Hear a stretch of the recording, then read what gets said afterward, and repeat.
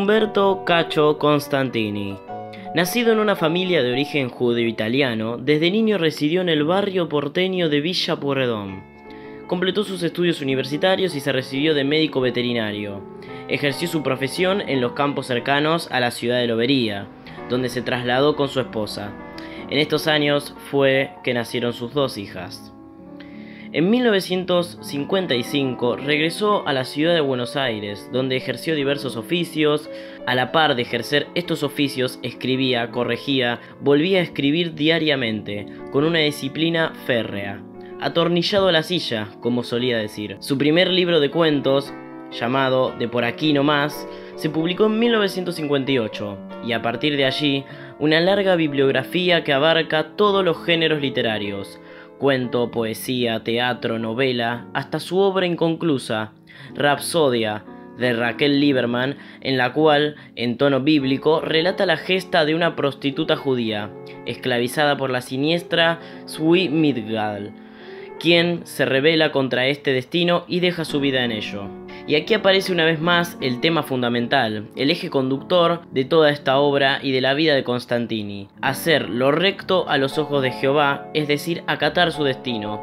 Como él solía decir, esta actitud, este hacer lo recto, lo lleva en muchos momentos de su vida a, como Raquel, enfrentarse con los poderosos. Constantini es víctima de persecuciones políticas y de listas negras, de alcahuetes y chupamedias.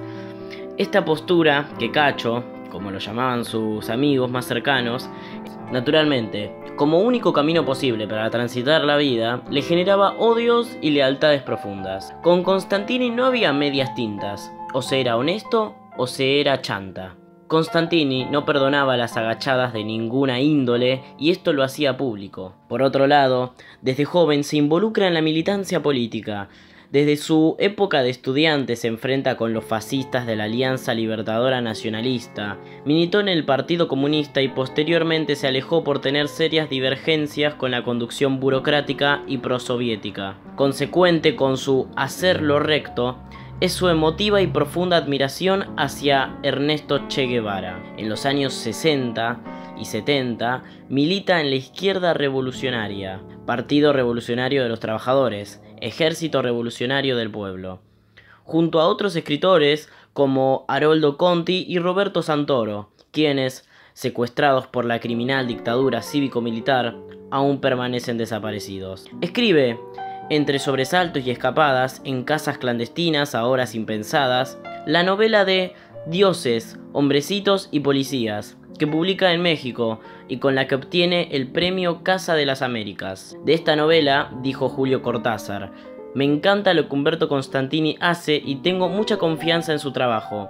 Para mí, él es un escritor muy importante. En la novela presenta los años de la dictadura en Argentina desde una perspectiva paródica. Narra la intervención de dioses que manejan a su antojo tanto a hombrecitos como a policías, mientras a unos y otros ignoran la presencia de los olímpicos y su protección o condena.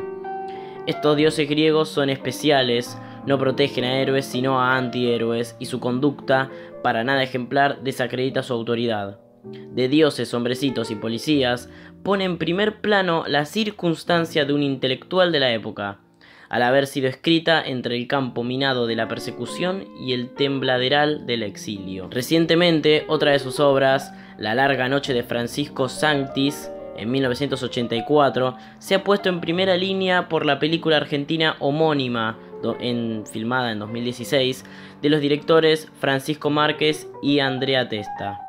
En 1976, Umberto Constantini es obligado a exiliarse en México. Allí continúa su obra y obtiene premios importantes. Otra de sus pasiones fue el tango. Admirador de Osvaldo Pugliese y de Aníbal Pichuco Troilo y de Eduardo Arolas, fue cantor y bailarín, conocedor de letras y de historias de tango. Compuso milongas y letras de tangos. Algunos de ellos fueron grabados. En 1983 regresa a Buenos Aires, después de 7 años, 7 meses y 7 días de exilio. Allí vive una primavera democrática.